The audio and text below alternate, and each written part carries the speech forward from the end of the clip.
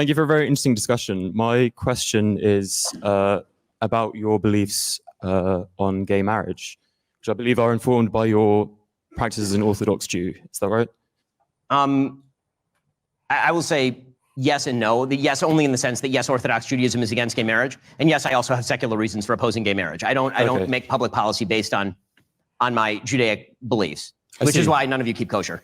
I see. Okay. Well, on the stance that you do hold that is informed by your Orthodox Judaism beliefs, why do you think it's justifiable to extend these religious prohibitions on people who don't practice Orthodox Judaism? So I just said I didn't. So I mean, so I'll start with that. And so there's that. If you want to get, but that does inform your belief, though. Am I right in saying that that on a religious side, but not on a secular, moral side? So on a secular moral side, the argument against gay marriage is not even an argument against you living a life that you want to live or anybody else living a life that they want to live without government subsidy. The question of what publicly subsidized marriage looks like. If you want to go to a pastor right now and do whatever you want to do, that's your prerogative. I don't have any problem with that. What I do have a problem with is when the state, which has to presumably have an interest in the sanctification of a relationship in order for them to sanctify the relationship, the question is, what is the thing that is being sanctified by the state and why? So when I look at marriage, the purpose of marriage for literally all of human history was the bearing and rearing of children. The definition of marriage on a fundamental level sort of shifted culturally in the 1960s into two people who love each other. I agree that under that rubric, gay people count, right? Two men can love each other, two women, obviously. But under the rubric of are all human relationships created equal in terms of their utility to the state? And the utility to the state is two parents make baby, baby lives with married mom and dad. Then yes, of course, the form of marriage that ought to be subsidized is the form of marriage that produces children. And that's particularly true in the West that is currently reproducing at lower than replacement rates. Okay. Yes. I suppose I'd ask to that, do you have children? I presume you do have children. 4. When they grow up and when they leave the home, are you going to seek a divorce having fulfilled the sole purpose of marriage? Or is that...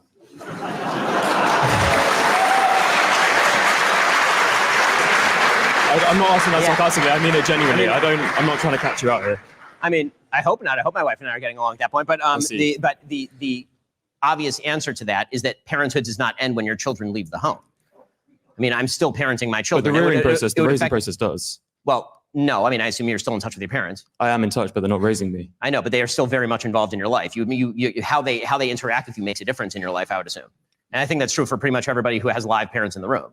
The parental relationship didn't end the minute that you left the house, I assume. No. So, and that parental relationship will continue up until the point that they die. I mean, this is actually a pretty interesting example that you're using because it's obviously true that even after kids leave the house, if their parents get divorced, that has a tremendous effect on a child. So to pretend that relationship simply ends is not true. That the rearing process is lifelong. It is not a moment in time, in other words. Okay.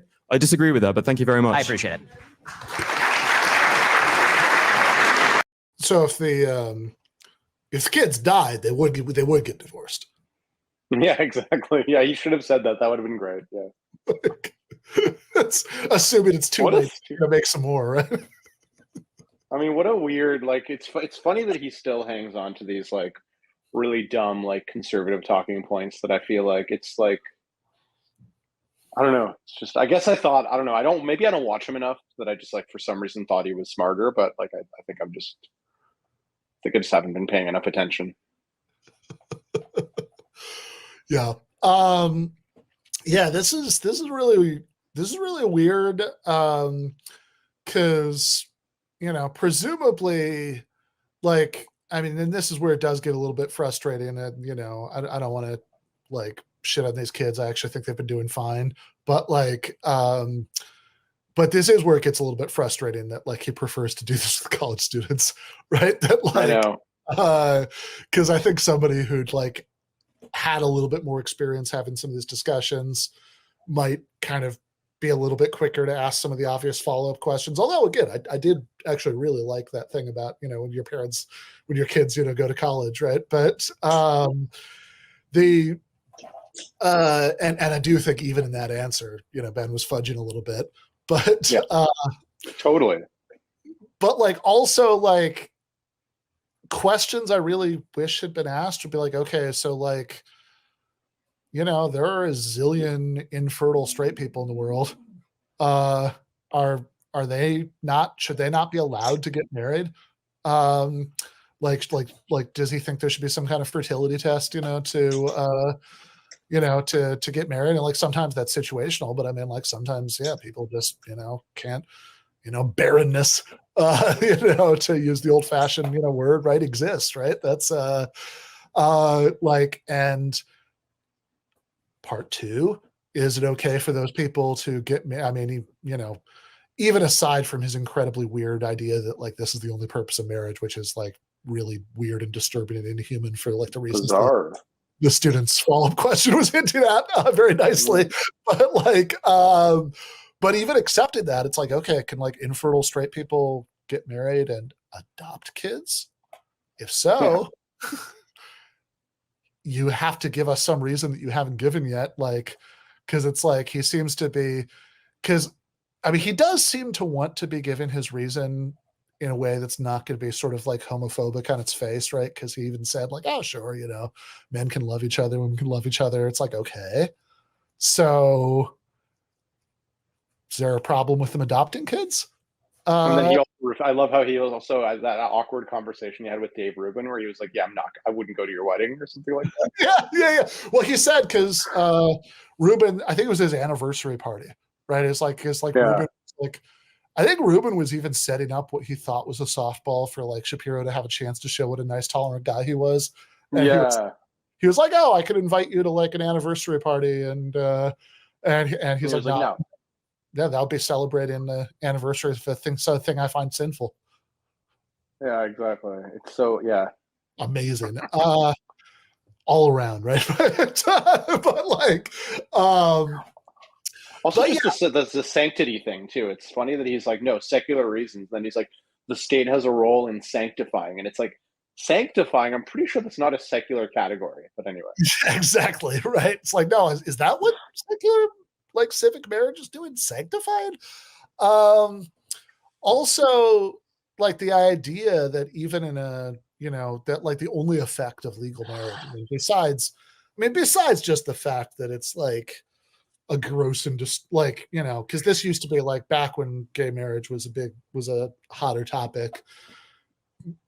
Now, like, hardcore ideological conservatives like Ben Shapiro will say, yes, of course I'm against that. But like, I think even most like pretty right-wing Republicans have kind of given up any hope politically of actually rolling it back anytime soon. It's like, I think they kind of realized they lost that one. But like back when it was like a live issue, right? When it wasn't legal in most US states, people would often try to split the difference by saying it's like, we could have a civil union that's really just like a marriage. And it's like, yeah, there's something like gross and disturbing about saying that like this like civic status is going to be different, for gay people, right? Like that there is, that's pretty bad in itself. But like, but also like the idea that the only, I mean, he keeps using this word subsidized, which is weird, right? Because it's like, like that almost makes it sound like the state is like sending financial payments, to like married couples, that you get some sort of like marriage stipend, which to put it mildly is not how that works. Then again, earlier he seemed to think that like, people were getting like regular monthly payments during COVID, which is also sadly not how that worked. Still waiting for that last few hundred that Biden promised, but like, yeah, we don't subsidize it, right? But like the actual legal consequences of marriage are important for non-child rearing purposes, right? Like that, like, hospital visitation, right, is like a classic example, that like when only family members can visit, right? If your boyfriend can't visit, right? But your husband, can, right?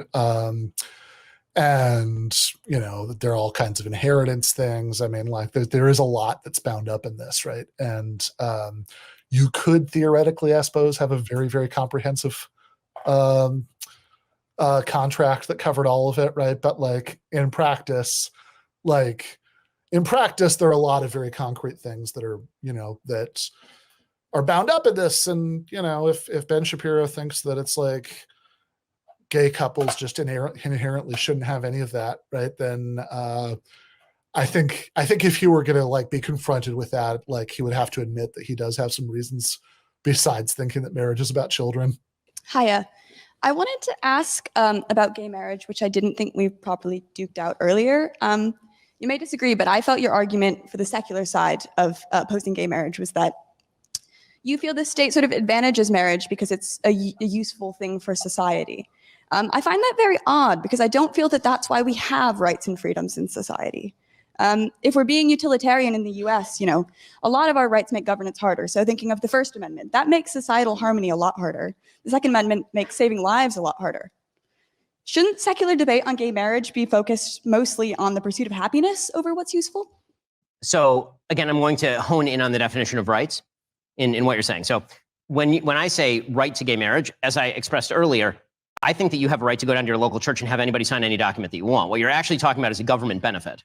When the government says that it sanctifies a marriage, that comes along with certain legal procedures. Otherwise, I don't think the government should be in the business at all. Let me make that clear. If it's just about getting a government piece of paper that says magically your marriage is now sanctified by a bunch of politicians, I don't give a shit about that at all. It makes no difference to me. I have two marriage documents in my possession. One is my religious marriage document, which I actually care about. And then I have the secular marriage document, which I don't even remember the date of and is buried somewhere in the garage. I don't care about it at all because I don't rely on the state to sanctify my personal relationships. And frankly, I think if you do rely on the state to sanctify your personal relationships, you need better relationships and you need better institutions. Again, politicians and bureaucrats giving you a piece of paper should not make you feel better about your relationship. The whole purpose of the debate over gay marriage should have been over whether certain forms of marriage are beneficial to the state or not, because it's about the benefits that accrue. I think that it actually morphed into something else because there was an attempt, I think, by some people to suggest that because the state hits a stamp on a piece of paper, this grants quote unquote moral credibility to the thing. I'm not in favor of the state granting being the arbiter of moral credibility on personal relationships in general. I don't think that that's the state's business. I do think that it's the state's business to incentivize or disincentivize particular types of behavior. And in this case, I don't think it's the state's business to disincentivize particular types of sexual relationship, but I do think that it's very much in the state's interest to incentivize particular types of familial relationships. I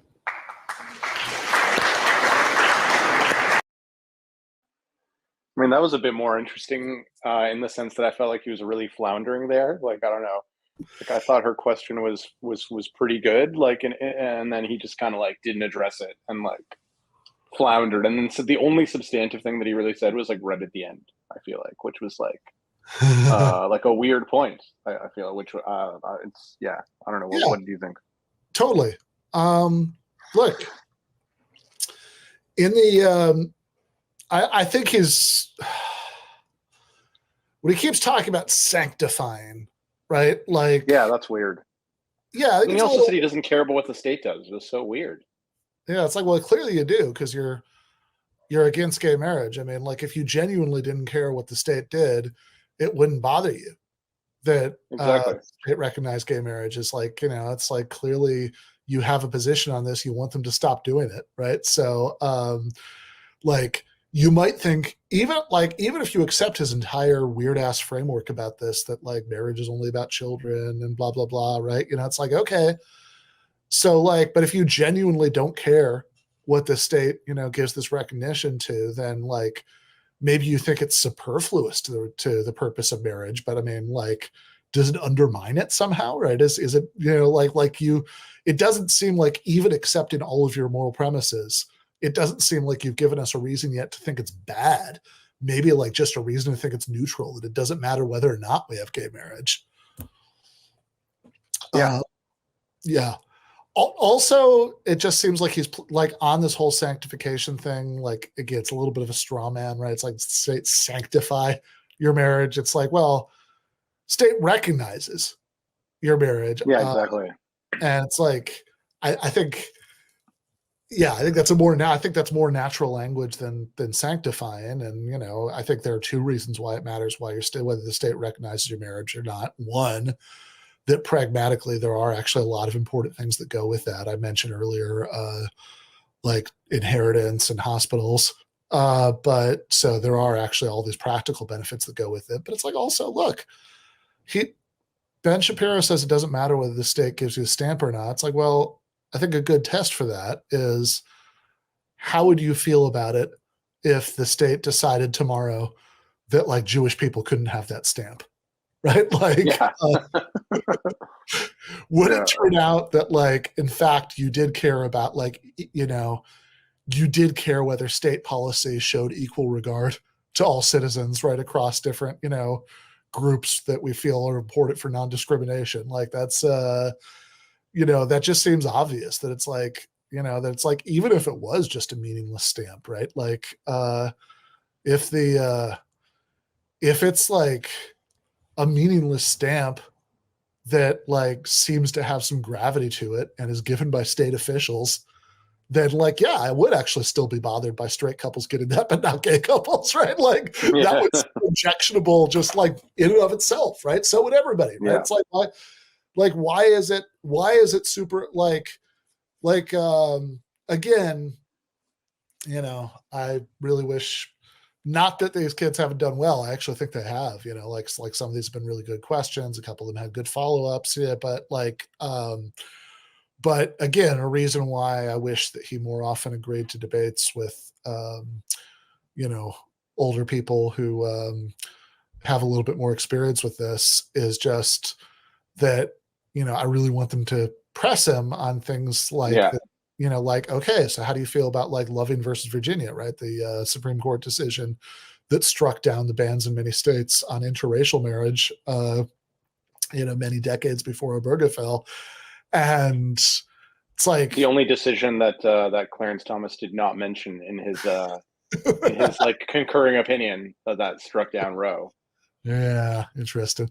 It's, Well, because yeah. it would apply, like, I forget what other decisions he said, but they all Yeah, use the same framework. Yeah, exactly.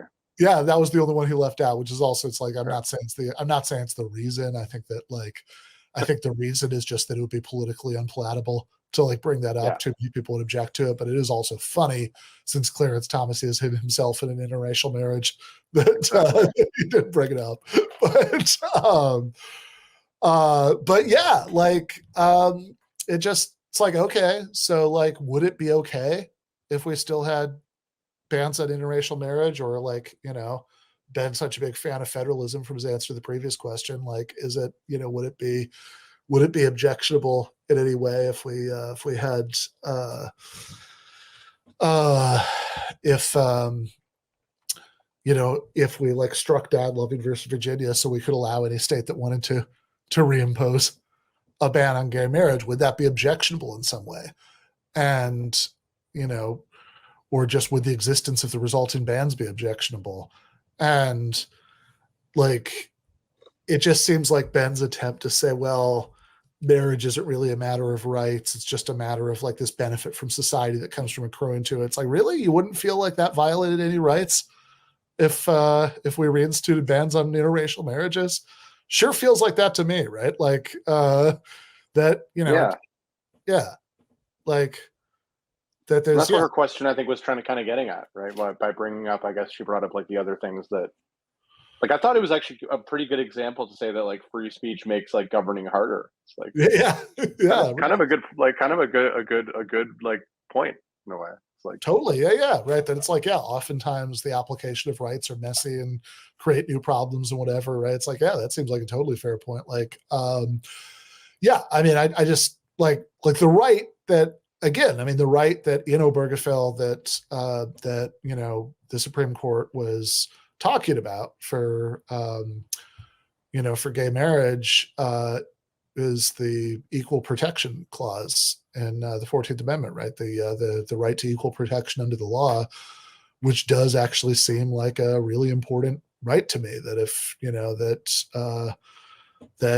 you know, even if it is just a matter of civic recognition, I mean, it's like, yeah, I mean, you know, mutual respect is an important thing in society, you know, that they like, even if it were just a purely symbolic recognition, it's like, okay, fine. But like, you know, it's unreasonable. It's like objectionable to have purely symbolic recognition be designed, you know, be denied to some citizens, you know, on arbitrary grounds. And this kind of gets back to what we were talking about with the first gay marriage question. It's like, I don't feel like he is putting all of his cards on the table here. Like, this whole like children argument, this is not his only reason for being against this.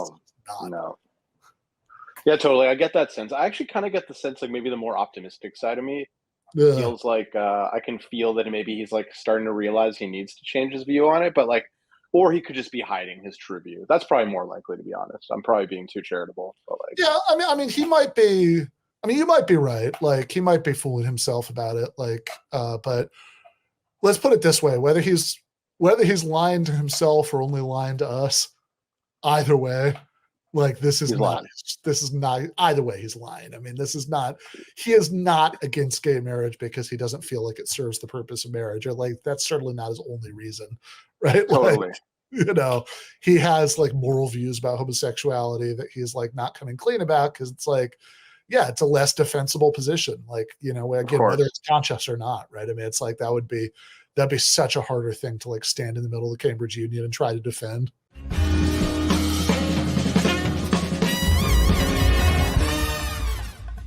You have been watching free public content from Give Them an Argument.